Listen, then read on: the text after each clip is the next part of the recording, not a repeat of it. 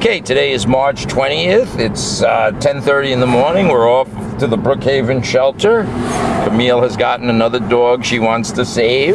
And how old is this dog? I'm not sure. He's young, maybe 1 or 2. 1 or 2.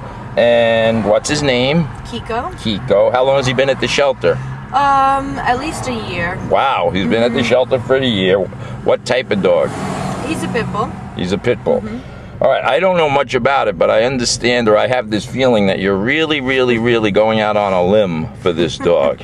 But I guess we'll see. We'll be there in a few minutes. I'm excited. Your ability to select dogs for their physical attributes and this has been remarkable up to now. So we've gotten your success rate has been incredible. So let's go look at Kiko, and we'll see what the heck's going on.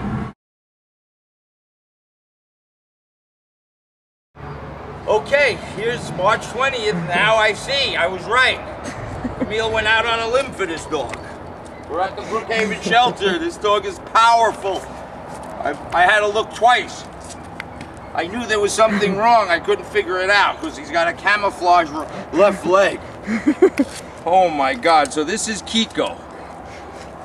Cuckoo for Cocoa Puffs. Let's go. We're taking him to Houndstown and see what his major malfunction is. Let's see if he wants to pee. All right.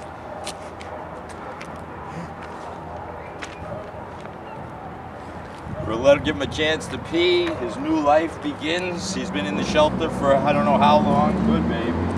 He's barking. He's very extremely confident dog. For a 3-legged dog, he's awful confident. His disability has not affected him 1 iota. He's a little aggressive towards cats coming out.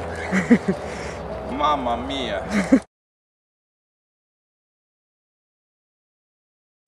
Today's March 20th. This is going to be our first introduction with Kiko. He just came from the shelter. And this is when we get a true evaluation of the dog.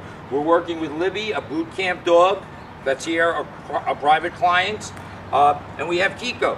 Well, now we got him out of his world that he's been living in with triggers and animals that he's had to fight off constantly in his mind. Not in our mind. If he was behind the gate, he didn't know he was behind the gate. They see through the gate. They don't necessarily get that concept. So we talk about fence fighting. We talk about all these things. He has a disability, obviously. As I said, there's something missing here. He's kind of tan, so you can't see it, but he can't give you the paw. Let's just say that. That's one behavior we're not going to teach. A high five. It'll just be ugly. So, but what we do is put boundaries and structure. So his initial reaction is to either play with or fight with the dog. So that's like a kid seeing the ice cream man. So it's either fear or we don't know. But the bottom line is we're going to teach him. And the trick here is, despite his disability, just like in humans, we have to be careful we don't get emotionally sucked in. Of course he's limited in certain areas to what he can do. Of course he's limited. But that doesn't mean we're going to change. Good dog, babe. We're not going to change everything around for him. He's got to learn. He has already learned to compensate. So I laugh. I get calls all the time. Dog's going to get their leg amputated. The clients want to prepare for physical therapy and training. A week later, the dog's running around. Unlike humans that may require it, very rarely. So we think human. He's a great boy. And today's the first day of the rest of his life, so to speak. And we'll see where we go from this. Thank you. So now here's Libby. Libby, so again, her tail is up, much more confident. I have this strange dog here. It's not familiar, but because Libby has learned to trust Camille over this week or so she's been here. And I did correct my friend Kiko here for acting out, meaning acting out is just lunging towards this dog. He might have wanted to play. I don't know. His tail's wagging, but that's not always an indication. But look at Libby is not giving this dog the time of day, and she's not supposed to. Left about turn. And Kiko, I brought him in the shade. It's a little warm and humid. About turn. And Camille's going to go fast pace. Left turn. Normal pace. Notice the dog is right at her side. Her hands are swinging. They're not tension. Slow down. Come to a stop.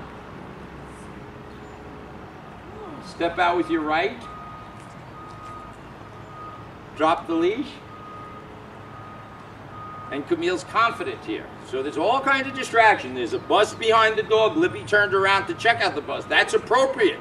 But it's not appropriate to get up and run away with the tail between his legs because there's a bus a half a mile away. That's then his fear that we need to overcome. Get low, C-O-M-E. Pick up the leash.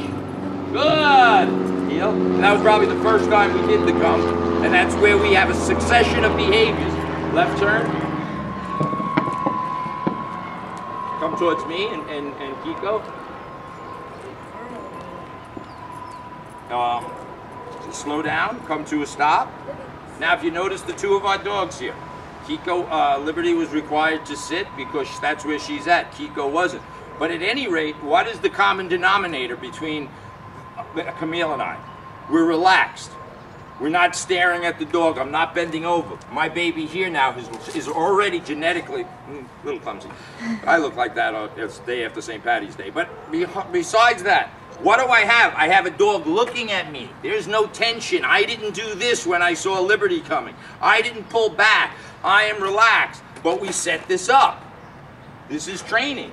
And if you watch Libby's video, a week ago, if a bus came within 100 yards, she had a nervous breakdown. And 2 minutes ago, if another dog came by, Kiko here either wanted to play or kill him. Maybe not kill, but the point was he was acting on his own. Now he can't. He has to look at me. So this is a wonderful story. It is going to be a wonderful story. When this morphs into, when this dog finds its forever home, as they say. Right, Camille?